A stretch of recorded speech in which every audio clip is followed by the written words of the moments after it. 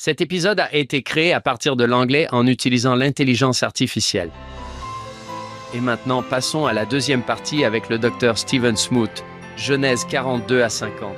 Stephen, que voulons-nous faire ensuite? Eh bien, nous pourrions peut-être prendre quelques minutes pour discuter des chapitres 46 et 47. Il s'agit en grande partie d'un récit classique. Nous voulons faire descendre la famille en Égypte. Nous allons préparer la mort de Jacob et de Joseph, l'Exode et tout le reste. Mais il y a encore quelques points à noter ici. J'aime bien ce qui se passe au début du chapitre 46, où Israël, alors qu'il s'apprête à partir pour l'Égypte, a une vision de Dieu. Dieu lui apparaît dans une vision nocturne. Vous remarquerez ici que le langage utilisé est similaire à celui que Dieu utilise pour parler à Abraham, son grand-père. « Je suis Dieu, le Dieu de ton père. N'aie pas peur de descendre en Égypte. » Rappelez-vous qu'Abraham est également descendu en Égypte à un moment donné. « Car je ferai de toi une grande nation là-bas. » Voilà, c'est parti. C'est le langage de l'alliance abrahamique. Moi-même, je descendrai avec toi en Égypte, et je te ferai remonter, et la main de Joseph te fermera les yeux. C'est une très belle assurance de la part de Dieu. Il dit à Jacob de descendre dans ce pays étranger et hostile, où règne l'incertitude et où la famine menace. Et Dieu le rassure. N'aie pas peur de descendre en Égypte. J'irai là-bas avec toi. Si vous et votre vie personnelle vous sentez intimidés à l'idée de descendre dans ce qui pourrait être votre Égypte personnelle, que ce soit parce que vous devez déménager pour votre travail ou vos études, ou parce que vous êtes nerveux à l'idée de partir en mission, peut-être y a-t-il quelque chose dans votre vie personnelle qui vous oblige à descendre en Égypte pour y arriver. Vous pouvez emporter avec vous cette assurance du Seigneur dans ces versets, qu'il sera avec vous. Tu n'as pas à avoir peur, il fera de toi une grande nation et te donnera des bénédictions. J'aime cette assurance. La main de Joseph lui-même fermera tes yeux.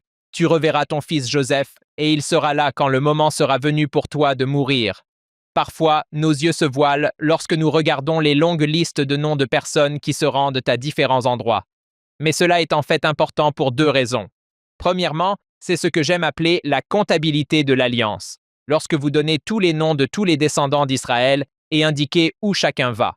Dieu garde une trace de l'endroit où va son peuple de l'alliance. Ces individus, ces noms, ces familles, ils sont importants pour lui et ils sont importants pour notre narrateur afin de s'assurer que nous sachions que votre nom n'est pas oublié. Votre nom a de l'importance. Vous comptez en tant qu'individu.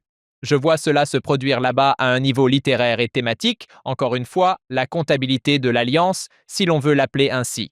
Cela prépare également l'Exode, car nous allons descendre en Égypte en tant que grande famille et nous allons quitter l'Égypte en tant que grande famille. Personne n'est laissé pour compte. Je tiens également à souligner que dans le verset 27, les enfants de Joseph qui lui sont nés en Égypte ils étaient deux, Éphraïm et Manassé, nous en parlerons. Ainsi, même les petits-enfants de Joseph qui sont à moitié égyptiens font partie de l'équation ici. Ils ne seront pas laissés de côté. Ils arrivent là-bas et la famine frappe. C'est là, encore une fois, le grand avantage d'avoir Joseph comme vizir et comme administrateur et que le ciel soit sage et se prépare à la famine. Les frères rencontrent Pharaon dans les premiers versets. Ils obtiennent une audience avec Monsieur le Président, le Pharaon d'Égypte. La Bible hébraïque a tendance à traiter Pharaon comme un nom propre, comme si c'était « Bonjour, je suis Monsieur Pharaon ». Pharaon, bien sûr, vient de l'égyptien Péraa, grande maison. C'est un titre honorifique pour le roi. À l'origine, c'est un titre honorifique pour son administration, comme la grande maison de la cour du roi. Aujourd'hui, nous disons que la Maison Blanche a fait une annonce. Ce que nous voulons vraiment dire, c'est que le président a fait une annonce. C'est là que le mot « pharaon » devient une sorte de nom propre. Il devient, par autonomie, un nom pour le roi lui-même, bien qu'à l'origine, ce soit un titre honorifique pour son administration ou sa cour. Si nous sommes dans la deuxième période intermédiaire, vers 1500 avant Jésus-Christ, et si nous sommes dans le delta oriental du Nil, à Goshen, il y a en fait de fortes chances que le pharaon ici soit d'origine sémitique, d'origine cananéenne, comme Joseph et sa famille. À cette époque, vers 1600 avant Jésus-Christ ou quelque chose comme ça, 1700 avant Jésus-Christ, vous avez une incursion des Cananéens, des peuples cananéens de langue sémitique, dirions-nous. Les peuples asiatiques du Levant oriental descendent en Égypte. Ils mènent une grande guerre contre les Égyptiens et établissent une dynastie dans le nord de l'Égypte, en Basse-Égypte, dans le delta du Nil. Cela pourrait expliquer pourquoi ils ont pu rencontrer le pharaon en premier lieu. Encore une fois, nous ne pouvons pas en être sûrs, ce ne sont que des spéculations. mais c'est une idée qui m'intéresse. Peut-être que le pharaon est d'accord pour les rencontrer parce qu'ils sont ethniquement apparentés. Ils sont en quelque sorte de la même famille. La dernière chose à mentionner rapidement dans le chapitre 47, prenons quelques minutes pour parler de la politique de gestion des terres de Joseph. Cela commence au verset 13. La raison pour laquelle je veux en parler, c'est parce que cela pourrait mettre certaines personnes mal à l'aise. Certains des termes utilisés ici pour décrire ce qui se passe, mais assurons-nous de bien comprendre. Nous sommes en crise, nous sommes en proie à la famine. Comment allons-nous survivre à cette famine? En période de crise économique, il est très courant que le gouvernement souhaite mettre en place une centralisation descendante afin de s'assurer que tout fonctionne correctement et de garantir la survie de la population.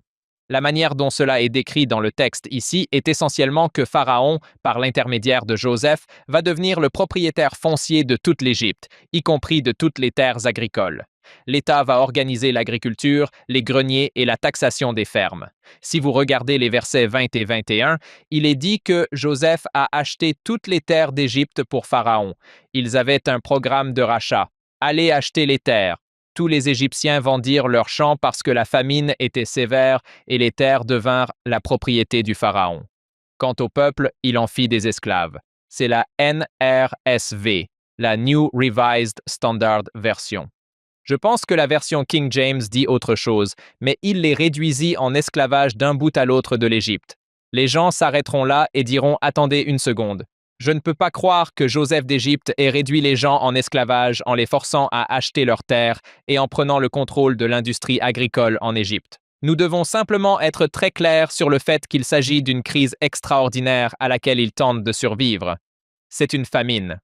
L'esclavage, ce n'est pas dans le sens où vous n'avez aucune liberté, où vous êtes transporté d'un endroit à l'autre et où vous subissez toutes les horreurs que nous associons à l'esclavage. Ce n'est pas vraiment ce niveau d'esclavage. Cela explique ensuite que vous allez donner 20% de toute votre ferme et de la production de la ferme à l'État. Vous resterez sur vos terres et vous les travaillerez, mais vous serez contraint, par le biais de l'impôt, de devenir en quelque sorte des esclaves. Vous serez contraint de reverser une partie de vos revenus à l'État pour assurer votre survie. Ce que je veux dire ici, c'est que lorsque nous voyons des versets comme celui-ci, nous ne pouvons pas vraiment les transposer dans le contexte social, politique ou économique moderne dont les gens débattent. Il ne s'agit pas vraiment du capitalisme contre le socialisme. Ce n'est pas vraiment de cela qu'il s'agit. Il s'agit d'une circonstance extraordinaire dans laquelle Joseph a demandé à intervenir avec un commandement centralisé du gouvernement pour prendre soin du peuple de manière et assurer sa survie. C'est pour ce cas précis. Stephen, c'est exactement ce que vous aviez annoncé. C'est à la fois instructif, j'apprends des choses sur l'Égypte antique et les Écritures, mais j'apprends aussi à pardonner et à me réconcilier. J'adore ça. Continuons. Très bien. Parlons peut-être ensuite des bénédictions patriarcales que Jacob a données à ses enfants. Il y a beaucoup de choses importantes ici, et en tant que saint des derniers jours, cela devrait nous toucher profondément. À la fin du chapitre 47, Jacob se rend compte qu'il est à l'article de la mort. Il dit au verset 29, « Lorsque le moment de la mort d'Israël approcha, il appela son fils Joseph et lui dit, « Si j'ai trouvé grâce à tes yeux, mets ta main sous ma cuisse. » Abraham le fait avec son serviteur dans la Genèse. Je crois que c'est au chapitre 15. C'est une sorte de rituel symbolique dont nous ne sommes pas sûrs. Mets-la sous ma cuisse et promets-moi de me traiter avec loyauté et sincérité. Ne m'enterre pas en Égypte. Il ne veut pas être enterré en Égypte. Il veut rejoindre ses ancêtres dans le pays de Canaan. Sors-moi d'Égypte et enterre-moi dans un lieu de sépulture. Joseph répond qu'il le fera. Nous préparons les bénédictions qui vont suivre dans les chapitres 48 et 49. Avant d'y arriver, messieurs, en tant que saints des derniers jours, nous devrions penser à quelqu'un d'autre qui était sur le point de mourir. Il a donc réuni ses enfants et leur a donné des bénédictions et des promesses, et cela a été une véritable épreuve. Vous voyez ce que je veux dire? Il s'agit de Léhi. En effet, Léhi. Je pense qu'il s'agit ici d'un schéma narratif délibérément symétrique. Le patriarche âgé est sur le point de mourir, alors il appelle sa famille pour leur donner sa dernière bénédiction. En fait, je pense que Léhi et Néphi ont probablement délibérément calqué leur récit sur l'exemple de Jacob. Regardons sa bénédiction patriarcale. Au fait, vous pouvez me corriger si je me trompe. Ma femme m'en a parlé. Lorsqu'elle a reçu sa bénédiction patriarcale, son patriarche lui a dit « Je peux te donner ta bénédiction patriarcale avec un P majuscule qui sera enregistré dans l'Église. Mais il lui a dit que ton père peut tout à fait te donner des bénédictions patriarcales personnelles qui sont tout aussi réelles, puissantes et contraignantes pour toi que celles que je te donne en tant que patriarche. Je viens de consulter le manuel de l'Église sur les bénédictions de réconfort et de conseil, y compris les bénédictions du Père. Il dit que les détenteurs de la prêtrise de Melchizedek peuvent donner des bénédictions de réconfort et de conseil aux membres de leur famille. Et puis il est dit, un père qui détient la prêtrise de Melchizedek peut donner des bénédictions paternelles à ses enfants. Celles-ci peuvent être particulièrement utiles lorsque les enfants vont à l'école, partent en mission, se marient, s'engagent dans l'armée ou font face à des défis particuliers. Les parents encouragent leurs enfants à rechercher les bénédictions paternelles en cas de besoin. Ce qui décrit notre histoire ici, alors que la famille souffre d'une famine et tente de survivre. Les bénédictions paternelles peuvent être consignées pour un usage personnel. C'est en quelque sorte ce que je voulais dire ici. La différence essentielle entre une bénédiction patriarcale au sens formel et une bénédiction paternelle réside dans la personne qui la consigne et dans son utilisation. Il est dit qu'un détenteur de la prêtrise de Melchizedek n'a pas besoin de demander la permission ou l'approbation d'un dirigeant de la prêtrise pour donner une bénédiction de réconfort et de conseil ou une bénédiction paternelle. Pour en savoir plus à ce sujet, sur la manière dont nous procédons aujourd'hui dans l'Église, consultez le chapitre 18, section 14,1 du manuel de l'Église. Imaginez avec Jacob ici, c'est en quelque sorte une combinaison à la fois d'une bénédiction patriarcale au sens formel et d'une bénédiction paternelle au sens informel. Nous comblons en quelque sorte ce fossé ici. Les premières personnes que Jacob va bénir sont, fait intéressant, ses petits-enfants. Il s'agit d'Éphraïm et de Manassé. Nous sommes maintenant au chapitre 48. Tout d'abord, nous savons tous qui sont Éphraïm et Manassé. Ce sont les enfants de Joseph. Sont-ils des Israélites de sang pur ou non, messieurs? Ils ont du sang égyptien. Ils ont des origines égyptiennes. Oui, une mère égyptienne. En effet, leur mère Asénath est égyptienne. Ils sont à moitié israélites, à moitié égyptiens. C'est en fait important pour nous, tant dans l'histoire qu'aujourd'hui, et nous discuterons de la signification doctrinale. Car cela signifie qu'Éphraïm et Manassé doivent être adoptés dans la maison d'Israël, n'est-ce pas? Ils doivent être adoptés dans cette alliance. Vous vous souvenez qu'Isaac ne peut pas simplement épouser n'importe quelle femme. Il retourne spécifiquement dans la patrie de ses ancêtres pour trouver une femme qui soit, pour ainsi dire, une parente proche, quelqu'un qui appartienne à leur lignée d'alliance. Il faut adopter les enfants dans la famille. C'est important pour eux. C'est ce que nous allons faire au chapitre 48. Nous allons faire venir Éphraïm et Manassé auprès de Jacob, Israël, afin de les adopter dans la maison d'Israël. Dans un instant, nous pourrons parler de l'importance d'Éphraïm et de Manassé, mais assurons-nous d'abord de bien comprendre ce qui se passe dans l'histoire. Il les amène là-bas. Question surprise, messieurs. Qui est le frère aîné? Éphraïm ou Manassé? Manassé. Manassé. Manassé est le frère aîné. En toute logique, c'est lui qui devrait recevoir l'héritage du droit d'aînesse. Mais ce n'est pas vraiment ce qui se passe. C'est une image très intéressante. Lisez avec moi. Verset 8. Joseph amène ses fils à Israël. Quand Israël les vit, il dit « Qui sont-ils » Joseph répondit à son père « Ce sont mes fils que Dieu m'a donnés ici. » Il dit « Amenez-les-moi, je vous prie, afin que je les bénisse. » Or, les yeux d'Israël étaient affaiblis par l'âge. Il ne voyait plus bien. C'est important pour notre histoire. Il est presque aveugle. Joseph les amena près de lui, et il les embrassa et les serra dans ses bras. C'est un détail charmant et affectueux. Joseph est un homme gentil. Israël dit à Joseph, « Je ne m'attendais pas à revoir ton visage, et voici que Dieu m'a permis de voir aussi tes enfants. » Il les éloigne des genoux de son père, ce qui suggère qu'il s'agit probablement de jeunes enfants. Il s'incline, les prend tous les deux, et ici, au verset 13, Éphraïm est à sa droite, à gauche d'Israël. Éphraïm est à gauche. Et Manassé est à la gauche de Joseph, à droite d'Israël. Manassé est à droite, Éphraïm était à gauche. Israël étendit sa main droite et la posa sur la tête d'Éphraïm, qui était le plus jeune, et sa main gauche sur la tête de Manassé, croisant ses mains car Manassé était l'aîné. Et il va leur donner sa bénédiction dans les versets 15 et 16, qui font écho à la bénédiction d'Abraham et à l'alliance abrahamique. Nous pouvons simplement le lire. Il bénit Joseph et dit « Le Dieu devant lequel mes ancêtres Abraham et Isaac ont marché. Le Dieu qui a été mon berger toute ma vie jusqu'à ce jour. L'ange qui m'a racheté de tout mal bénisse ces garçons et en eux que mon nom soit perpétué, ainsi que le nom de mes ancêtres, Abraham et Isaac, qu'ils deviennent une multitude sur la terre. C'est une belle bénédiction à donner à ses enfants. C'est une bénédiction abrahamique classique, qu'ils soient nombreux, qu'ils soient une bénédiction. Voici la réaction, voici le clou du spectacle. Quelle est la réaction de Joseph à cette belle bénédiction, à ce moment très intime? C'est très beau, très affectueux, très puissant. Verset 17. Joseph vit que son père posait sa main droite sur la tête d'Éphraïm, et cela lui déplut. Joseph n'est pas content. C'est sa réaction immédiate. Il prit la main de son père et la retira de la tête d'Éphraïm pour la poser sur la tête de Manassé.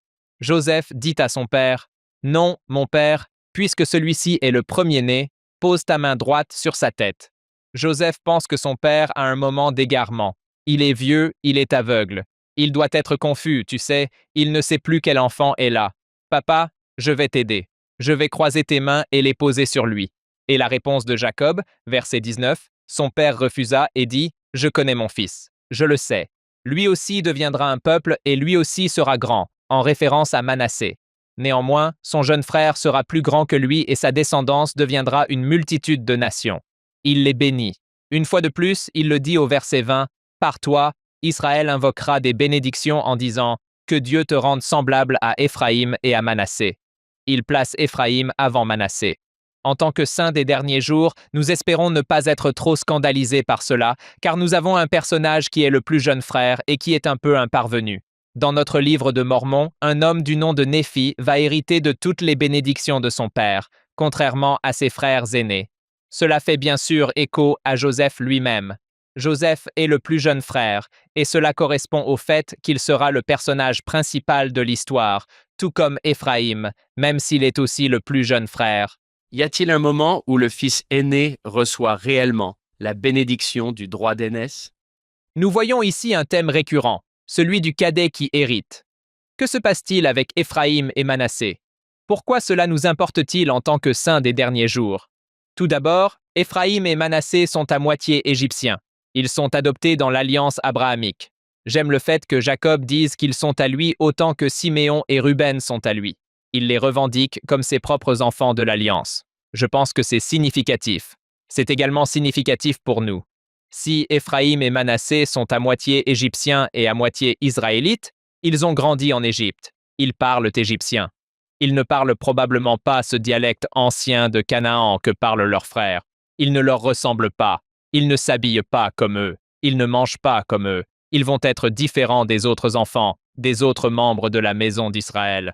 Ce que je vois dans cette histoire, c'est un grand réconfort pour ceux qui ont rejoint l'Église de Jésus-Christ des saints des derniers jours et qui viennent d'horizons différents, de cultures différentes, d'ethnies différentes, qui parlent des langues différentes. Vous n'avez pas besoin d'être issu d'une lignée de pionniers. Vous n'avez pas besoin d'avoir grandi en mangeant de la gelée verte et des pommes de terre funéraires. Vous n'avez pas besoin d'aller à l'université BYU et de soutenir les Cougars, même si vous devriez le faire. Vous n'êtes pas obligé de faire cela. Vous êtes tout autant membre de la maison d'Israël si vous n'avez pas grandi dans la région de Wasatch Front, si vous n'avez pas la peau blanche et les cheveux courts comme moi et si vous ne parlez pas anglais. C'est un rappel puissant et que les bénédictions de l'Alliance abrahamique sont accessibles à tous, que ce soit par descendance directe en tant que membre de la maison d'Israël ou par adoption dans la maison d'Israël. Ces bénédictions ont été promises à Éphraïm et Manassé. Ces demi-égyptiens, demi-israélites, elles vous sont promises quelle que soit votre langue, votre apparence, votre culture, vos vêtements. Cela n'a pas d'importance pour Jacob. Ce sont ses enfants autant que mes enfants sont mes enfants. C'est ce qu'il dit dans ce chapitre, et ils sont adoptés. Je pense que c'est magnifique pour nous. Je pense que cela correspond bien à la déclaration du livre de Mormon selon laquelle tous sont égaux devant Dieu et qu'il les estime tous ensemble. J'aime beaucoup notre défunt président Russell M. Nelson, qui a récemment souligné que ces bénédictions sont universelles pour tous les enfants de Dieu. Votre position devant Dieu ne dépend pas de la couleur de votre peau, de la langue que vous parlez, de votre origine ethnique ou de votre culture. Elle dépend de votre capacité à suivre ses commandements et à respecter ses alliances. Le chapitre 48 est une belle confirmation de cela. Bien dit. Ce n'est pas quelque chose auquel je pense régulièrement, mais je parie que c'est quelque chose que quelqu'un d'autre qui écoute pourrait dire « Merci d'avoir dit cela ». J'ai peut-être toujours eu l'impression d'être un citoyen de seconde zone dans la maison d'Israël, mais ce n'est pas le cas. Vous êtes autant un enfant de l'Alliance que n'importe qui d'autre. Oui, et regardez, où l'Église se développe. Je me souviens quand il a été annoncé qu'il y avait plus de membres de l'Église en dehors de l'Amérique du Nord qu'à l'intérieur. Et c'était il y a longtemps. Récemment, le Church News a publié des cartes indiquant les pays qui comptent le plus grand nombre de membres par rapport à leur population. J'étais tellement excité de voir les Philippines grimper à la 10e place. Je me suis dit, quoi? Quand j'étais missionnaire là-bas, il y avait un temple en construction à Manille. Je crois qu'on en est à 13 maintenant, n'est-ce pas? Si je me trompe, je sais que quelqu'un m'enverra un email, mais il y avait 4 missions. Et maintenant, il y en a plus de 22. C'est bon de s'en souvenir, oui. Si quelqu'un écoute et se demande de quoi vous parlez, faisons un petit rappel. L'idée est que, dans Genèse 12, et probablement même avant cela, car Abraham dit qu'il recherche les bénédictions des pères, Dieu a fait une promesse à Abraham.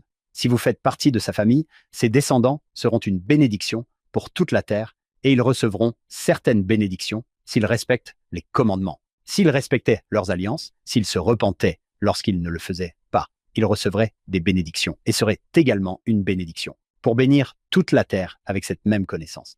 La lignée se poursuit à travers Isaac, Rebecca, Jacob, Rachel, Léa, Bila, Zilpa, à travers ses 12 fils.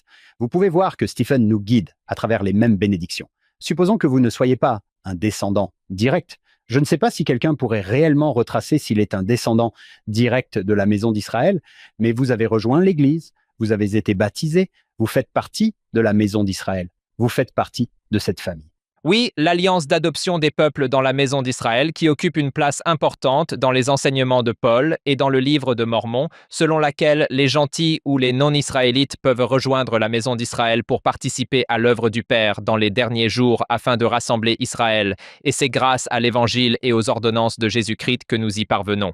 Sans cette perspective plus complète, cette alliance abrahamique dans la Bible hébraïque concerne principalement l'héritage foncier.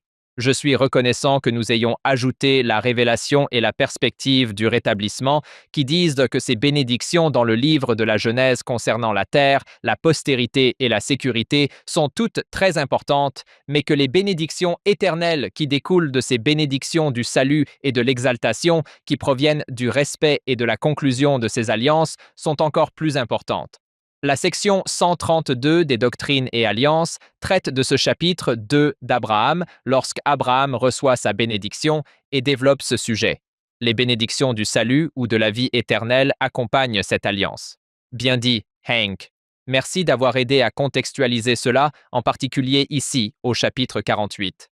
J'ai un neveu. Il s'appelle Chad Savage. Il a été adopté par notre famille. Il trouve amusant que les gens lui disent souvent « Oh, tu ressembles à ton père ?» à ton grand-père, et il répond « Merci, il fait vraiment partie de notre famille. Il est comme notre propre enfant. » Oui, j'aimerais juste ajouter quelques éléments supplémentaires à ce chapitre, si possible. Quels sont les rôles respectifs d'Éphraïm et de Manassé? D'une part, cette histoire tente en partie d'expliquer pourquoi Éphraïm occupe plus tard une place si importante dans l'histoire de l'ancien Israël. Éphraïm va en quelque sorte dominer les tribus du nord d'Israël, le royaume du nord d'Israël. Éphraïm va devenir un symbole du royaume du Nord parmi les prophètes israélites. Cela explique pourquoi il prend de l'importance à cet égard. De plus, pour nous, saints des derniers jours, cela est important car, selon notre livre de Mormon, qui sont les descendants de Léhi, Éphraïm et Manassé, fils de Manassé. Ainsi, dans notre livre de Mormon, Manassé est présenté comme le partenaire d'alliance d'Éphraïm. J'espère que nous ne conclurons pas de cela que votre lignée dans l'Église est une sorte de badge d'honneur. Je suis benjaminite, je suis éphraïmite, et cela signifie que je suis très spécial. Non, non, non. Cela signifie que vous avez une responsabilité. Et les différentes tribus, dont nous parlerons ici au chapitre 49, auront des rôles différents à jouer. Quelle que soit la tribu à laquelle vous appartenez, vous avez un rôle à jouer dans le royaume, un rôle à jouer dans la maison d'Israël, dans le cadre de cette grande œuvre dans laquelle nous sommes engagés. C'est le message du chapitre 48. Ce n'est pas que vous soyez spécial ou particulièrement juste ou quoi que ce soit d'autre. C'est simplement que les grandes bénédictions de l'Alliance s'accompagnent de grandes responsabilités, si l'on peut dire. Je voudrais ajouter une chose. Nous avons des développements importants à ce sujet dans la traduction de Joseph Smith. Tant au chapitre 48 qu'au chapitre 50 que nous examinerons, mais au chapitre 48, nous avons ces développements dans la traduction de Joseph Smith. Nous n'avons pas besoin de tout lire nécessairement. Ce qui se passe, c'est que Joseph Smith rétablit l'idée que, dans le cadre de la bénédiction que Jacob a donnée à Éphraïm et à Manassé, il y a une charge et une promesse que leurs descendants sauveront spirituellement Israël dans les derniers jours. Nous pouvons voir cela ici. C'est comme dans la traduction de Joseph Smith. Regardons les versets 9, 10 et 11 dans la traduction de Joseph Smith. Vous pouvez bien sûr trouver cela dans vos notes de bas de page. Lisez avec moi le verset 9. « En délivrant mon peuple ». C'est Jacob qui parle. « Tes frères, de la famine qui sévissait dans le pays. C'est pourquoi le Dieu de ton père te bénira, toi et le fruit de tes reins, afin qu'il soit béni plus que tous tes frères et plus que la maison de ton père. » Verset 10. « Car tu as prévalu. » C'est comme le président Nelson, laisse Dieu prévaloir. Tu as prévalu, et la maison de ton père s'est inclinée devant toi, comme cela t'avait été montré avant que tu ne sois vendu en Égypte par tes frères. C'est pourquoi tes frères se prosterneront devant toi de génération en génération, jusqu'à la postérité de tes reins pour toujours. C'est le verset 11. Tu seras une lumière pour mon peuple, pour le délivrer des jours de sa captivité, pour le sauver du péché, quand il sera complètement accablé. C'est une belle et importante extension de cette bénédiction que de savoir que Joseph et ses enfants, Éphraïm et Manassé, ainsi que leurs descendants, joueront un rôle déterminant dans le salut de la maison d'Israël. Nous pourrions dire littéralement dans leur restauration littérale dans les derniers jours, mais aussi spirituellement en leur apportant l'Évangile. Et bien sûr, messieurs, en tant qu'Éphramites qui se respectent, quelle est notre mission? C'est d'apporter l'Évangile à toutes les nations, tribus, langues et peuples. C'est du moins ce qui m'a été dit dans ma bénédiction patriarcale lorsque j'ai été déclaré descendant d'Éphraïm. On m'a dit que ma tâche était de prêcher l'Évangile. C'est l'une des principales responsabilités qu'Éphraïm devra assumer pour accomplir cette prophétie. Oui, et je sais qu'il y a des gens qui ne sont peut-être pas de la lignée d'Éphraïm ou de Manassé et qui se demandent « Que suis-je censé faire ?» Eh bien, pour l'instant, nous faisons tous la même chose. Nous essayons de trouver Israël en utilisant le livre de Mormon comme outil. Nous essayons de trouver Israël, de lui rappeler qui il est et de le ramener. Comme John, by the way, aime à le dire, nous sommes encore dans la phase de rassemblement des rassembleurs. Nous recherchons la maison d'Israël et elle répondra au livre de Mormon. Je pense que toutes les tribus le feront. Écoutez, nous faisons tous partie de la même équipe et nous travaillons ensemble. Il se peut que nous fassions des choses différentes plus tard, mais pour l'instant, je pense, John, n'est-ce pas? Stephen, ne diriez-vous pas que nous sommes tous engagés dans l'œuvre missionnaire pour essayer de trouver les rassembleurs? Absolument. C'est un processus continu qui ne s'achèvera que lorsque le grand Jéhovah lui-même reviendra et déclarera que l'œuvre est accomplie. Cette célèbre déclaration de Joseph Smith. Nous sommes plongés jusqu'au cou dans cette œuvre qui consiste à rassembler les rassembleurs d'Israël. J'aime ça. Vous savez, des jeunes m'ont demandé « Je suis dedans, que suis-je censé faire ?» Et ils regardent dans Genèse 49. Je leur réponds « Vous pouvez regarder là si vous voulez, mais regardez plutôt votre propre bénédiction patriarcale. Elle sera plus actuelle, plus personnelle pour vous. Et comme vous l'avez dit, Hank, revenez à l'alliance abrahamique. Nous allons essayer de bénir toutes les familles de la terre, et la plus grande bénédiction que nous pouvons leur offrir est de lier nos familles par les alliances du temple. » J'ai une histoire très profonde à raconter pour illustrer tout ce dont nous avons parlé ici, le rassemblement d'Israël et pourquoi il est important. Cette histoire m'a été racontée par ma femme, Amber Lea, qui a fait sa mission dans l'est de l'Ukraine, qui, d'après ce que j'ai entendu, est un terrain fertile pour le rassemblement d'Israël. Cette histoire l'illustre bien. Je vais lire son récit de cette expérience afin de ne pas en déformer les détails. Je lui ai demandé de me l'écrire pour que je ne me trompe pas. Cela s'est passé en août 2012, alors qu'elle était missionnaire dans l'est de l'Ukraine. Voici l'histoire. Alors qu'il était missionnaire en Ukraine, Don R. Clark, membre des 70, a rendu visite à un petit groupe de saints. Nous étions moins d'une centaine à nous être rassemblés dans une modeste chapelle, des membres fidèles, des missionnaires et des convertis récents. À première vue, rien de remarquable. Au milieu de son discours, frère Clark a demandé combien d'entre nous avaient reçu leur bénédiction patriarcale. De nombreuses mains se sont levées. Puis, il a fait quelque chose que je n'avais jamais vu auparavant. Il a commencé à nommer lentement et délibérément les tribus d'Israël dans l'ordre de naissance. Ruben, Siméon, Lévi, Juda. À mesure que chaque tribu était nommée, les personnes se levaient silencieusement une par une. Dan, Nephtali, Gad, Azer, Issachar, Zabulon, Joseph, y compris Éphraïm et Manassé, et enfin Benjamin. À la fin, toutes les tribus d'Israël étaient représentées dans cette petite chapelle ukrainienne. Ce que j'ai ressenti à ce moment-là n'était ni bruyant ni spectaculaire. C'était grave, sacré, ancien. J'avais l'impression que quelque chose qui avait été promis depuis longtemps était brièvement devenu visible. Une prophétie qui ne se réalisait pas sur la scène mondiale, mais dans une salle tranquille remplie de disciples ordinaires. Plus tard, j'ai appris que Frère Clark avait partagé cette expérience avec le président Boyd K. Packer, qui avait fait remarquer que c'était probablement la première fois depuis la dispersion d'Israël, il y a près de 3000 ans, que les 12 tribus étaient représentées dans un seul rassemblement. La foi d'Abraham a créé une famille d'alliance, et cette famille, dispersée, préservée et dont on se souvient, se tenait rassemblée devant mes yeux. Elle a ensuite conclu par son témoignage. Je sais que le Seigneur poursuit lentement ce rassemblement, un par un, à travers les fonds baptismaux du monde entier. Merci Amber-Léa d'avoir partagé cela. Nous devons l'inviter dans notre podcast. C'est très bien écrit. Tout à fait. Lorsque nous parlons du rassemblement d'Israël, c'est un sujet que nous avons beaucoup abordé dans notre podcast, John. Lorsque Moroni apparaît à Joseph Smith, il ne parle pas de restaurer l'Église du Nouveau Testament du Christ, bien que ce soit ce que nous faisons. Il dit qu'il est temps de rassembler Israël. C'est une promesse faite par Ésaïe 750 ans, avant même la naissance du Sauveur. Cette promesse de rassembler Israël a été longtemps oubliée après la mort du Sauveur. Il n'y avait pas beaucoup de gens. En fait, je ne sais pas s'il y a eu des discussions sur la promesse que Dieu avait faite à la maison d'Israël. Puis, un garçon de 17 ans à New York prie. Un ange apparaît, dit « Je m'appelle Moroni et il est temps de rassembler Israël. » Je pense que la seule personne qui n'ait pas oublié cette promesse est Jésus. Il dit « Écoutez, j'ai fait une promesse, j'ai l'intention de la tenir. » Le président Nelson, bien sûr, comme nous le savons tous, accordait une grande importance à cela. Il l'a mise au premier plan dans nos esprits. Je voudrais vous lire ceci. « Mes chers frères et sœurs, nous sommes assurément dans les derniers jours et le Seigneur accélère son œuvre pour rassembler Israël. » Ce rassemblement est la chose la plus importante qui se passe sur la terre aujourd'hui. Pensez à toutes les choses importantes que nous voyons se produire sur la terre aujourd'hui. Il dit, il n'y a rien de plus important. Rien d'autre n'est comparable en ampleur. Rien d'autre n'est comparable en importance. Rien d'autre n'est comparable en majesté.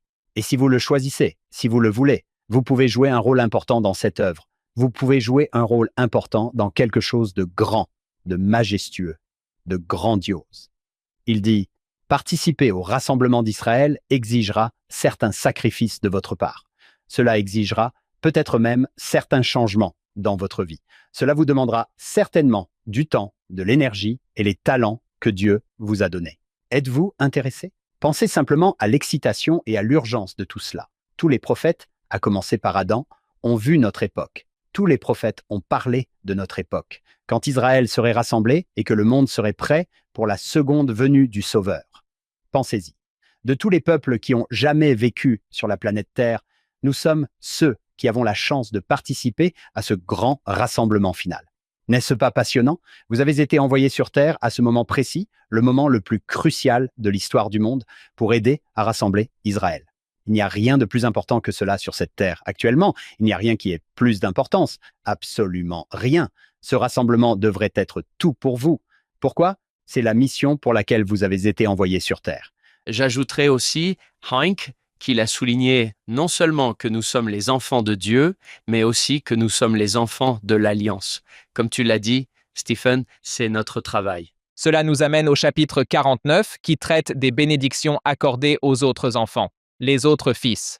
Le chapitre 49 de la Genèse est en réalité un poème hébreu archaïque. En fait, certains affirment qu'il s'agit peut-être de l'un des passages les plus anciens de la Bible, tels que nous les connaissons.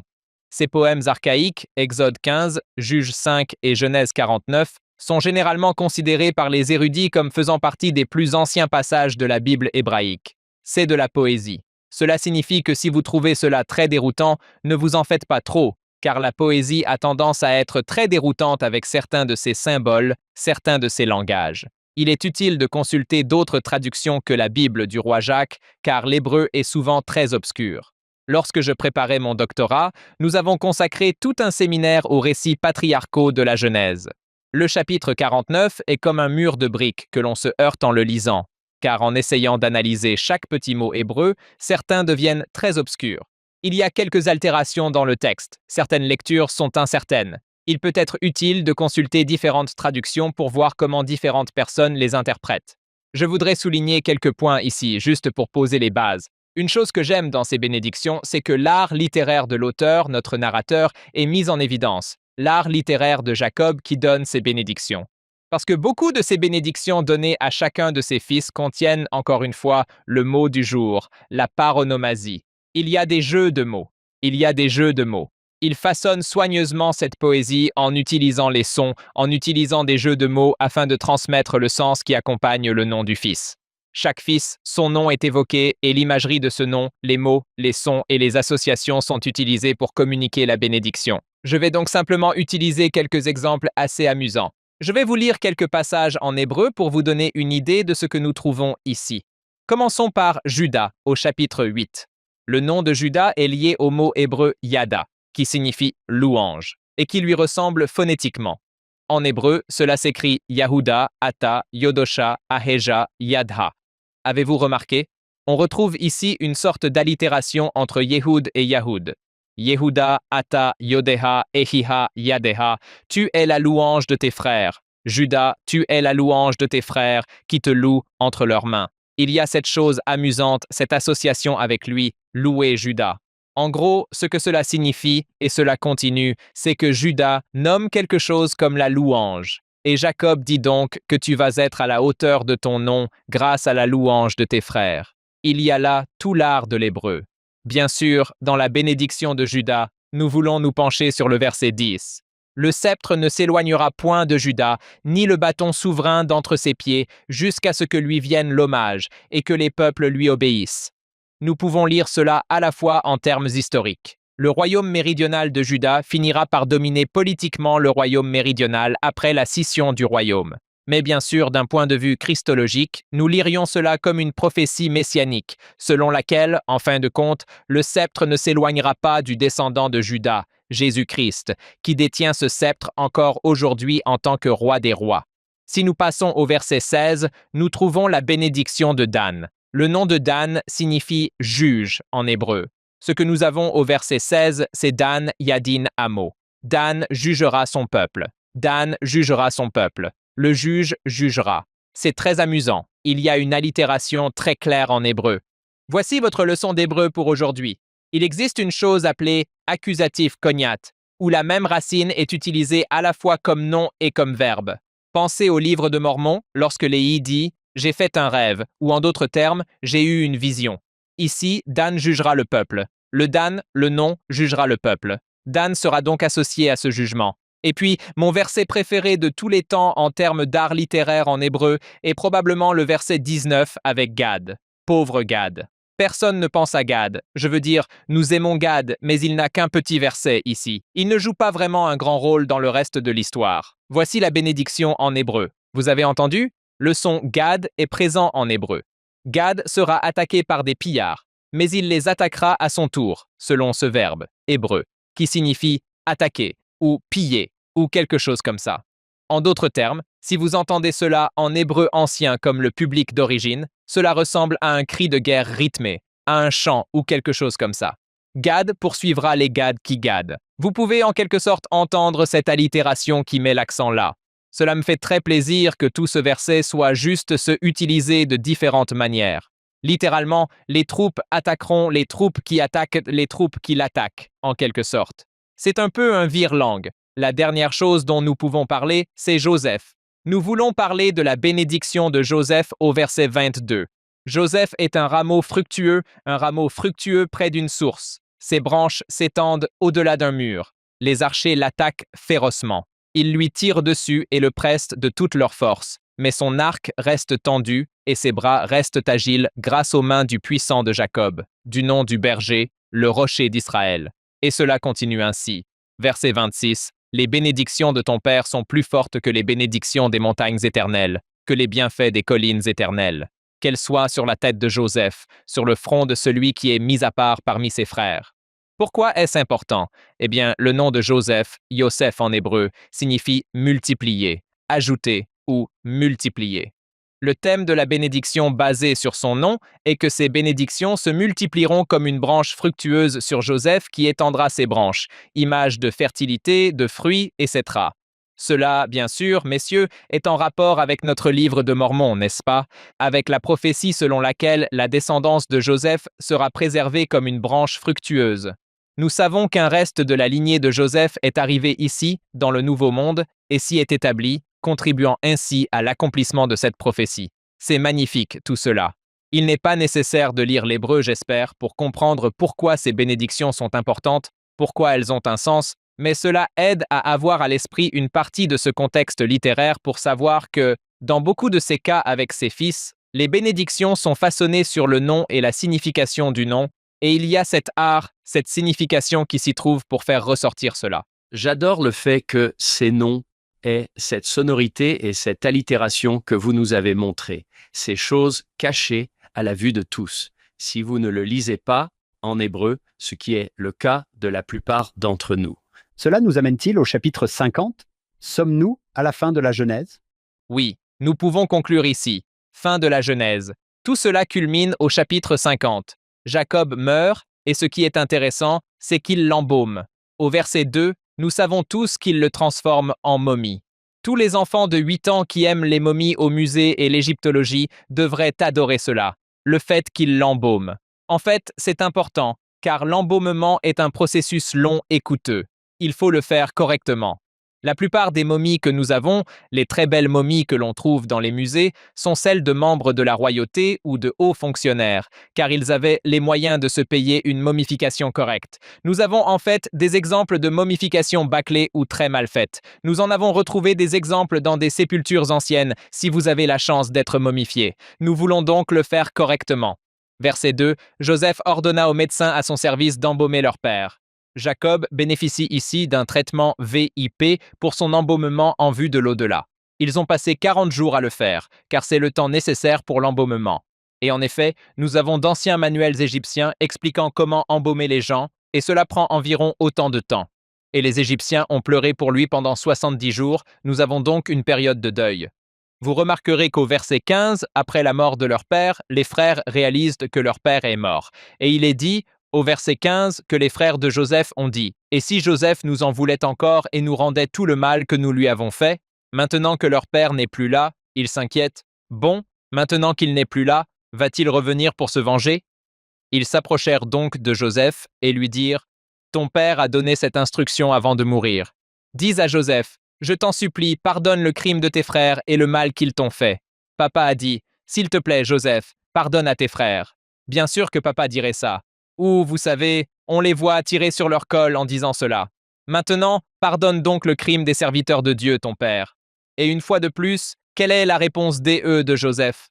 Joseph pleura lorsqu'ils lui parlèrent. Puis ses frères pleurèrent aussi et se prosternèrent devant lui en disant « Nous sommes ici comme tes esclaves. » Mais Joseph dit « N'ayez pas peur. Suis-je à la place de Dieu, même si vous aviez l'intention de me faire du mal? » Une fois de plus, il reconnaît que même si vous avez agi méchamment et injustement à mon égard, Dieu l'a voulu pour le bien afin de préserver un peuple nombreux.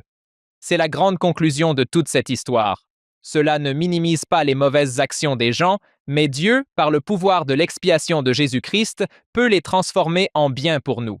Enfin, cela se termine et nous aborderons ensuite un élément de la JST. Joseph lui-même va mourir. Il va également être embaumé. Plus tard, nous découvrons qu'ils vont emporter le corps de Joseph avec eux en terre d'Israël, la terre de Canaan. Nous avons ici 2 momifications royales, 2 embaumements, comme père comme fils. La seule autre chose à ajouter d'un point de vue mormon qui soit vraiment importante au sujet du chapitre 50 de la Genèse est une expansion significative dans la JST. La JST commence au verset 24, juste avant la mort de Joseph. La dernière chose qu'il dit, il nous donne une prophétie étendue sur une branche des descendants de Joseph qui sera conduite dans un pays lointain. Je résume ici. Ils seront rappelés dans les alliances du Seigneur. Dieu appellera un prophète des derniers jours nommé Joseph pour rejoindre les annales de Juda et de Joseph et d'Aaron servant de porte-parole à Moïse. Nous allons donc prophétiser essentiellement sur les personnes mentionnées dans le livre de Mormon. Nous allons prophétiser au sujet de l'appel de Joseph Smith et nous allons prophétiser au sujet de la venue d'Aaron et de Moïse, ce qui est assez intéressant. C'est le point important ici. Je tiens à souligner le fait que JST Genèse 50 correspond également au chapitre 3 de 3 Néphi, les bénédictions de Léhi à son fils Joseph. Il lui donne une prophétie ou une bénédiction presque mot pour mot. La question est donc, messieurs, que faisons-nous de cela? Comment donner un sens à cela? S'agit-il de révélations ou de bénédictions distinctes, ou Léhi avait-il accès à quelque chose sur les plaques d'airain, ou Joseph Smith restaure-t-il quelque chose d'original dans la Genèse?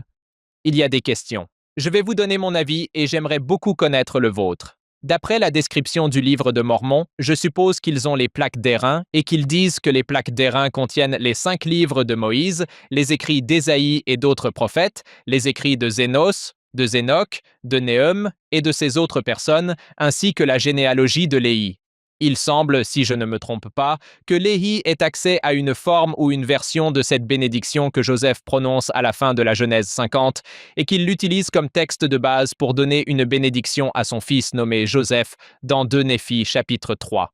Plus tard, lorsque Joseph Smith, le prophète, réalise la traduction de la Bible, il reprend la prophétie du chapitre 3 de 2 Néphi et en insère une version dans Genèse 50 afin de tout relier. Est-ce que cela a du sens? Nous voulons être sûrs de savoir d'où tout cela vient. Cela trouve son origine chez Joseph d'Égypte. Nous en avons une version dans le livre de Mormon. Je crois que Joseph a été inspiré pour sortir cela du contexte du livre de Mormon et le replacer ici, dans le contexte de Genèse 50, afin de tout résumer et d'avoir une belle continuité. C'est ce qui, selon moi, se passe ici. Je suis curieux d'entendre votre avis, car sans les plaques d'airain et sans autres documents anciens, nous ne pouvons pas en être tout à fait sûrs. C'est peut-être une façon de donner un sens à tout cela et de voir comment tout s'articule. Oui, je n'y avais jamais pensé, mais bien sûr, 2 Néphi 3 correspond aux petites plaques. Cela aurait donc été la dernière partie du processus de traduction, mais la JST est venue plus tard. Merci de me le rappeler. Léhi y avait accès d'une manière ou d'une autre, et cette idée d'un voyant choisi qui est répétée ici est étonnante. Et je comprends comment il aurait pu l'intégrer dans la JST. On peut également voir l'intérêt thématique. Il y a beaucoup de Joseph. Il y a Joseph, le fils de Léhi, Joseph Smith, le prophète, Joseph d'Égypte. Nous voulons tous faire le lien entre eux. Je vois le prophète Joseph Smith comme le révélateur et le traducteur de ces textes. C'est lui qui veut délibérément établir ce lien. Je dirais simplement que, parmi toutes les différentes choses qui se trouvent ici, j'aime l'image du verset 31 de la JST Genèse 50, qui est aussi 2 Néphi 3, le fruit de tes reins écrira, et le fruit des reins de Juda écrira, et ce qui sera écrit par le fruit de tes reins, et aussi ce qui sera écrit par le fruit des reins de Juda, croîtra ensemble. Pourquoi la Bible et le livre de Mormon grandissent-ils ensemble? Il y a cette image des arbres fruitiers qui grandissent ensemble. Ensemble, afin de confondre les fausses doctrines, de mettre fin aux querelles et d'établir la paix parmi le fruit de tes reins, pour leur apporter la connaissance de leur Père dans les derniers jours et la connaissance de mes alliances, dit le Seigneur. C'est magnifique. Si vous avez besoin d'une déclaration de mission pour la Bible et le livre de Mormon, pourquoi avons-nous cela? Pourquoi nous soucions-nous de ces livres? C'est écrit là. Genèse JST 52, Néphi 3. Établir la paix, mettre fin aux querelles et amener les gens à une connaissance de leur Père et des alliances que Dieu a faites avec eux. Nous disons souvent que Léhi a reçu le commandement de retourner chercher les plaques d'airain ou qu'il a commandé à ses fils d'aller les chercher afin d'avoir une généalogie, mais il y a plus. Voici un Néphi 5,14. Et il arriva que mon père Léhi trouva aussi sur les plaques d'airain la généalogie de son père. C'est pourquoi il sut qu'il était un descendant de Joseph. Oui, ce Joseph, le fils de Jacob, qui fut vendu en Égypte et qui fut préservé par la main du Seigneur, afin qu'il puisse préserver son père Jacob et toute sa famille de la famine.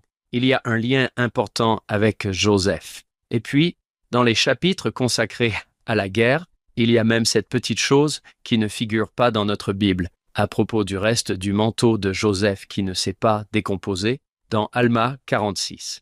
Lorsque j'étais à l'Université catholique d'Amérique pour suivre mes cours, comme vous pouvez le deviner d'après son nom, c'est une université catholique. pas exclusivement catholique, mais principalement catholique, le corps enseignant et les étudiants. Moi-même et un autre ami étions les deux seuls saints des derniers jours que je connaissais dans notre programme. Très sympathique. J'ai vécu une expérience formidable. En fait, comme je l'ai mentionné plus tôt, j'ai suivi un cours sur les récits patriarcaux dans la Genèse. L'un des modules de notre programme portait essentiellement sur l'histoire de la réception de ces récits. Pour ceux qui ne savent pas ce que c'est, l'histoire de la réception est la manière dont ces récits ont été racontés, transmis et utilisés au fil du temps par différentes communautés religieuses. Dans le Nouveau Testament, dans le Livre de Mormon et même dans le Coran, nos amis musulmans, Joseph d'Égypte est un personnage très important dans le Coran. Différentes communautés religieuses ont utilisé ces personnages de la Bible et les ont compris de différentes manières, et c'est ce que nous avons exploré. Sachant que je suis mormon, mon professeur catholique est venu me voir et m'a dit « Stephen, si cela ne te dérange pas, j'aimerais que tu nous expliques pourquoi et comment Joseph d'Égypte est important dans les traditions religieuses mormones, en particulier dans le Livre de Mormon. Pourrais-tu le faire pour nous ?» Et j'ai répondu « Bien sûr, je pense que oui. » C'était vraiment très stressant pour moi, non pas parce que je ne connaissais pas le sujet, mais parce que je voulais m'assurer de bien représenter ce personnage important de notre tradition religieuse auprès de mes amis catholiques et de mes camarades de classe. Nous avons lu 2 Néphi 3 et oui, Alma 46. Mon professeur était vraiment intrigué par cela, cette idée que le manteau devient comme un symbole pour le reste du peuple et tout ce genre de choses. Une petite anecdote amusante sur la façon dont ce personnage de Joseph, tiré de notre Bible, apparaît dans différents contextes. Et c'est vraiment important. C'est un personnage important pour nous. Nous apprenons beaucoup de lui. Pour ceux qui se demandent, attendez, de quoi parlez-vous? Il y a un passage dans les chapitres sur la guerre où le capitaine Moroni parle du manteau d'Égypte. Nous en avons discuté avec le docteur David Boren. Vous vous en souvenez, John? Nous avons parlé de Hugh Nibley et de ses travaux sur ce sujet, et du fait qu'on le retrouve dans d'autres sources, mais ce sont des sources très anciennes. Nous remontons des milliers d'années en arrière. Et c'est dans le Livre de Mormon. Alors que nous terminons le livre de la Genèse, j'aimerais vous poser quelques questions à tous les deux, et nous allons simplement discuter ici. Dieu a choisi cette famille. Il dit au commencement, « Voici la famille que j'ai choisie pour bénir toutes les familles de la terre. » Pourtant, cette famille a des problèmes. Elle a même de sérieux problèmes. Ce n'est pas comme s'ils se disputaient et se chamaillaient de temps en temps. Il y a de la trahison, il y a de l'éloignement. Jacob et Ésaü, il y a cette situation compliquée entre Agar et Sarah, Léa et Rachel. Et puis, il y a les frères qui vendent leurs frères. À la fin de Genèse 50, il continue, mais on se dit que le Seigneur devrait trouver une nouvelle famille. Recommençons à zéro et choisissons une autre famille. Que vous inspire le fait que le Seigneur dise « Non, c'est cette famille ». Et nous voilà. Combien d'années plus tard, des milliers d'années plus tard, le Seigneur dit toujours « Non, c'est la famille que j'ai choisie. Je leur donnerai leur rôle clé. » Je pense que le Livre de Mormon commence de la même manière, avec une famille qui connaît toutes sortes de hauts et de bas. Quand on en arrive au point où l'on parle de tuer un autre membre de la famille, c'est un problème. Merci d'être si réaliste, c'est ce que j'aime. Merci d'être si réaliste, afin que nous ne pensions pas que si notre famille est désordonnée, c'est que nous sommes désordonnés, ou quelque chose comme ça, tout le monde est désordonné. Lisez la Bible, lisez le Livre de Mormon. Oui, comme c'est courant chez les hommes. J'aime beaucoup ce que vous avez tous les deux dit à ce sujet. Je suis tout à fait d'accord avec vous. Nous voulons parfois transformer les personnages des Écritures en super-héros, comme les héros de bandes dessinées en 2 dimensions. Mais on se rend compte qu'il s'agissait de personnes réelles, d'hommes et de femmes réelles.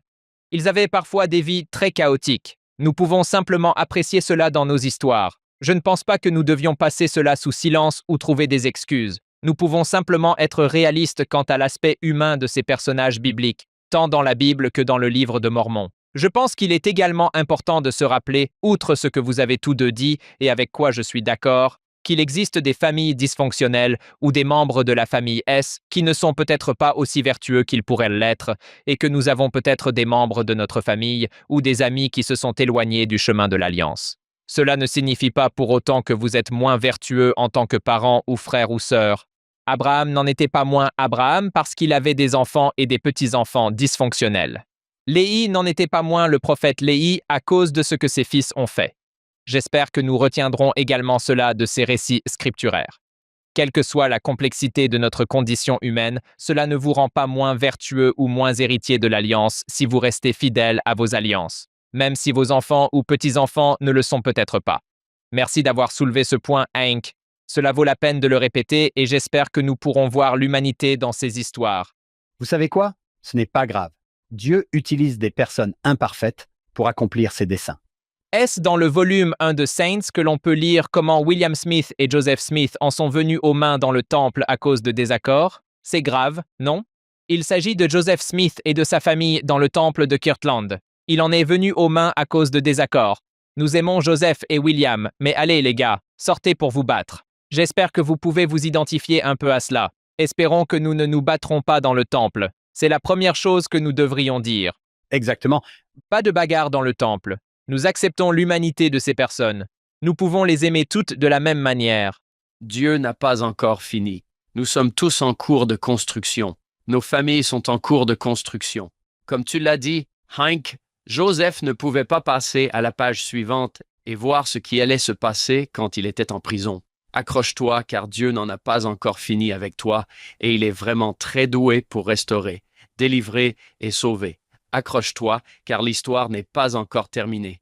Je trouve cela très rafraîchissant. Je pense aussi que c'est vrai. Je pense que cela peut apporter du réconfort à quelqu'un qui a peut-être été élevé dans une sorte de mensonge selon lequel Dieu ne peut utiliser que ceux qui lui obéissent parfaitement pour accomplir ses desseins, ou que Dieu ne se soucie que de ceux qui lui obéissent parfaitement. Il est avec ces personnes tout le temps, sans minimiser certaines des choses qui se sont passées. Elles sont graves. Joseph dit bien, vous m'avez vendu. Oui, vous m'avez vendu. J'étais là. Je m'en souviens. Mais nous pouvons régler cela. J'aime aussi le fait que vous puissiez régler les choses. Cela ne signifie pas toujours que vous pouvez vivre dans la même maison avec quelqu'un. Cela ne signifie pas toujours que la relation doit continuer. Il y a certaines séparations dans ce livre où le Seigneur sépare les membres de la famille, les uns des autres. Ce sont de vraies personnes et elles se font du mal les unes aux autres. Elles ont réussi à régler leurs problèmes. Et pas parfaitement, les choses ne seront plus jamais les mêmes, mais il y a beaucoup de pardon dans cette famille. Une histoire que je n'oublierai jamais et que je ne connaissais pas aussi bien que les autres, c'est celle où Ésaü permet à Jacob de revenir. Et c'est le même Jacob. Pas étonnant que Jacob dise à son fils « Pardonne, pardonne, s'il te plaît ». Et peut-être que Joseph a été témoin de ces retrouvailles. Tu te souviens, John, que nous avons parlé du fait que le petit Joseph avait peut-être été témoin des retrouvailles entre son père et son frère et de la façon dont ils ont réussi à se pardonner. Parlons d'une dernière chose. Nous avons vu le Sauveur apparaître sous forme de type et d'ombre tout au long de ce livre, en particulier avec Abraham et Isaac.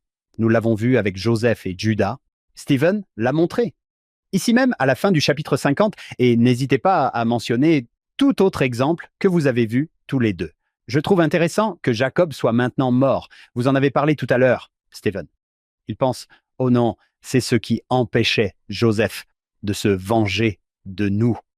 Et Joseph pleure, comme s'il ne croyait pas qu'il leur pardonnait. Oui, vous avez pensé du mal contre moi, mais Dieu l'a transformé en bien. Cela m'a rappelé une histoire dans l'évangile de Luc. Vous connaissez tous les deux cette histoire. Jésus est dans la maison d'un pharisien. Il s'appelle Simon. Ce n'est pas Simon-Pierre, mais apparemment, il n'a pas été très hospitalier. Stephen a parlé de l'hospitalité du Moyen-Orient. Apparemment, ce n'est pas le cas ici. Cette femme entre et commence à laver les pieds du Sauveur avec ses larmes et à les essuyer avec ses cheveux. Jésus a cet échange avec Simon à son sujet. Il dit, au verset 47, « Ses nombreux péchés, comme Joseph l'a fait, il ne les minimise pas. Ses nombreux péchés sont pardonnés. » Puis regardez le verset 48. Il le lui répète, il lui dit, « Tes péchés sont pardonnés. » C'est presque comme si le Sauveur nous le répétait, comme Joseph le fait ici, où il pense, « Tu ne peux pas m'avoir pardonné. Tu te rends compte de ce que nous avons fait ?» Et il pleure au chapitre 50 et dit, « Oui, vous avez pensé du mal contre moi, mais Dieu l'a transformé en bien. Ne craignez pas. Écoutez ceci. Je vous nourrirai, vous et vos enfants, vos petits. » Et il les réconforta et leur parla avec bonté. C'est tellement à l'image du Christ. Comme tu l'as dit, Hank, pour la deuxième ou troisième fois, Joseph dit non, non, non, non. Dieu l'a fait pour le bien. Il le pensait vraiment. Il savait ce qui allait arriver. Et cela me rappelle, tu sais ce que je vais dire, Hank. Ce verset de la section 58, verset 3. Tu ne peux pas voir avec tes yeux naturels, pour le moment, le dessein de ton Dieu concernant les choses qui vont arriver après cela, et la gloire qui suivra après beaucoup de tribulations. L'idée générale est que Dieu a son dessein et qu'il a lu quelques pages à l'avance. Les choses ne se sont pas encore complètement déroulées, alors gardez votre foi que Dieu a un moyen de réunir les familles. Comme Stephen l'a dit, c'est un alchimiste. Oui, et il peut prendre ses scories et les transformer en or. John, je ne sais pas si j'ai déjà raconté cette histoire. C'est une histoire assez intense, mais je pense qu'elle convient très bien ici, et j'ai reçu la permission de la partager. L'un de mes professeurs préférés à l'école du dimanche est un homme nommé David Christensen. Il a enseigné à l'université de l'Utah pendant de nombreuses années. Il a été président de mission à Salt Lake City, conférencier lors de la semaine de l'éducation. Bref, c'était une personne charmante à tout point de vue. Il m'a raconté une histoire que je n'ai jamais oubliée. Elle concernait sa femme, Pat. Lui et Pat avaient un fils, nommé Kerry. Ils avaient d'autres enfants, mais Kerry souffrait de troubles mentaux qui allaient le limiter toute sa vie. Pour Kerry, l'école était plutôt amusante, car il était très apprécié de tous ses amis au lycée. Après avoir obtenu son diplôme, Kerry a commencé à réaliser que tout le monde allait de l'avant. Il partait en mission et se mariait, et lui, il était vraiment confronté à ses handicaps. Il commençait à essayer de les comprendre pour la première fois, mais il avait une capacité limitée à le faire. David a dit que pendant un certain temps, il se mettait en colère. Il se mettait très en colère. Il devait souvent le calmer et lui dire que tout allait bien. Tout va bien, et ils essayaient de lui expliquer en quoi il était différent. Un dimanche matin, David était président de Pieux. Il a dit « J'étais dans le bureau du président de Pieux quand le téléphone a sonné et son secrétaire exécutif lui a dit « Vous feriez mieux de répondre ». Il a pris le téléphone et c'était sa fille qui était au bout du fil. Elle lui a dit « Papa, rentre vite à la maison. Carrie s'est blessé, maman. » Il a dit qu'il avait sauté dans sa voiture, roulé quelques minutes jusqu'à chez lui et qu'il y avait une ambulance, 1 ou 2 policiers et qu'il était complètement paniqué. Du genre « Mais qu'est-ce qui se passe chez moi ?»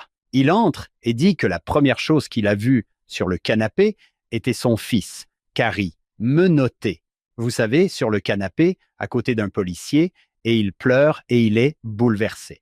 Et il dit « Je suis allé dans la cuisine. Je n'étais pas préparé à ce que j'ai vu. Ma femme était là, avec 2 ambulanciers. Elle était debout et il la tenait au-dessus de l'évier. Du sang coulant de son nez, de sa bouche et de son œil droit. Il était sous le choc. Il regardait ses ambulanciers s'occuper de sa femme. Elle avait des os cassés et ils essayaient de la mettre dans une position qui leur permettrait de la transporter dans l'ambulance. Son fils était sur le canapé et ses autres enfants pleuraient et criaient. Et il dit « Je suis sous le choc ». Puis il ajoute qu'un des policiers a aidé Carrie à se lever pour le mettre dans l'une des voitures de police. Il dit « Hank, j'ai enseigné l'expiation de Jésus-Christ pendant toute ma carrière. J'en ai parlé, je l'ai enseigné, je l'ai étudié, j'en ai discuté. » Il a dit « À ce moment-là, je l'ai comprise plus pleinement que jamais. » À travers toutes mes lectures, alors qu'il se lève pour emmener son fils, une main se tend et attrape le bras de David. C'est sa femme. C'est Pat. Il se tourne vers elle et, à travers tout ce sang qui coule dans l'évier, elle lui dit « David, ne les laisse pas l'emmener. » Il dit qu'il est sorti de son état de choc et qu'il s'est approché du policier pour lui dire « Enlevez-lui les menottes et laissez-le partir. » Laissez-le partir. Il prend son fils dans ses bras et le serre contre lui. Ce qui s'était passé, c'est que Carrie était très en colère. Sa mère l'avait réprimandé. Il s'était énervé et lui avait fait du mal. Il avait pris une chaise et l'avait blessé. Il a dit qu'à ce moment-là, il avait vu l'amour du Sauveur. Merci à vous tous de m'avoir permis de raconter cette histoire. Cela signifie beaucoup pour moi. Stephen, je te laisse le mot de la fin. Le livre de la Genèse, peut-être là où tu vois le Seigneur ou ce que tu as appris. Merci pour cette histoire forte et pour les autres points de conversation que nous avons abordés, messieurs. Cela a été un grand plaisir pour moi. Je vois Jésus-Christ dans presque chaque page du livre de la Genèse. Dans chaque histoire, de la Genèse 1 à la Genèse 50, je le vois explicitement comme le Dieu Jéhovah, le Dieu d'Israël, qui intervient. Au moment de la création, il est là avec Adam et Ève. Il est là avec Noé et Enoch. Il conclut une alliance avec Abraham, ses enfants et sa famille. Il est explicitement présent dans les pages en tant que Seigneur Jéhovah intervenant pour s'occuper de ses enfants. Je le vois également de manière typologique. Je le vois symboliquement comme nous en avons discuté. Je le vois comme la figure de Joseph pardonnant à ses frères. J'ai beaucoup aimé ton commentaire, Hank. Puis-je retourner auprès de mon père sans un tel, n'est-ce pas? C'est en fait une belle façon de voir l'intercession du Sauveur pour nous dans ces pages. Je le vois dans l'exemple de Judas, d'Abraham, d'Isaac, bien sûr, avec le sacrifice d'Isaac. Nous pourrions continuer encore et encore. Pour nos lecteurs du livre de la Genèse, vous écoutez le podcast. J'étudie le livre de la Genèse de manière académique. En fait, ma thèse porte sur le chapitre 1 de la Genèse, sur le récit de la création dans la Genèse. Je mets parfois ma casquette d'érudit lorsque je lis le livre, la Genèse, en tant que spécialiste de la Bible. C'est intéressant, cela a du sens pour moi, et cela en vaut la peine. Mais ce qui est encore plus important pour moi, c'est ma foi et mon témoignage en tant que saint des derniers jours que Jésus-Christ, comme nous l'affirmons, était Jéhovah dans l'Ancien Testament et le Christ dans le Nouveau Testament. Le fait de le regarder avec cette lentille et avec ce regard pour le voir là, sur ces pages, a transformé cela en quelque chose qui, vous savez, est plus que de simples histoires anciennes. Ce sont de belles histoires. J'adore les enseigner, mais elles peuvent être bien plus que cela. Si vous laissez l'Esprit vous éclairer, vous verrez Jésus-Christ là aussi, comme je l'ai vu. Je vous remercie de m'avoir donné l'occasion de venir ici et de vous parler de cela. Et j'espère que dans toutes mes divagations, j'ai eu une ou deux bonnes idées qui peuvent nous aider à le suivre. Voilà, n'est-ce pas? Oui. Reliez tout cela au podcast. J'adore ça. Steven, merci. Merci pour votre temps et votre expertise.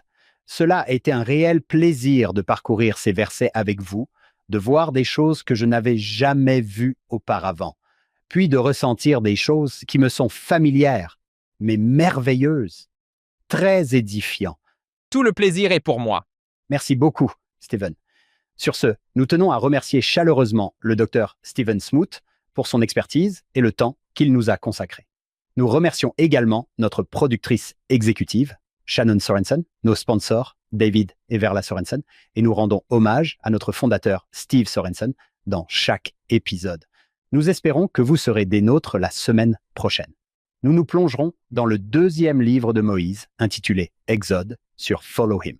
Pour remercier nos merveilleux auditeurs, nous aimerions vous offrir la version numérique de notre livre, Trouver Jésus-Christ, dans l'Ancien Testament. Il propose des réflexions courtes et significatives tirées de nos précédents épisodes sur l'Ancien Testament. Rendez-vous sur followhim.co, c'est-à-dire followhim.co, pour télécharger votre exemplaire gratuit dès aujourd'hui. Vous y trouverez également le lien pour acheter la version imprimée. Merci de faire partie de la famille Follow Him. Bien sûr, rien de tout cela ne serait possible sans notre incroyable équipe de production. David Perry, Lisa Spice, Will Stoughton, Crystal Roberts, Ariel Quadra, Heather Barlow, Amelia Kabuika, Sydney Smith et Annabelle Sorensen.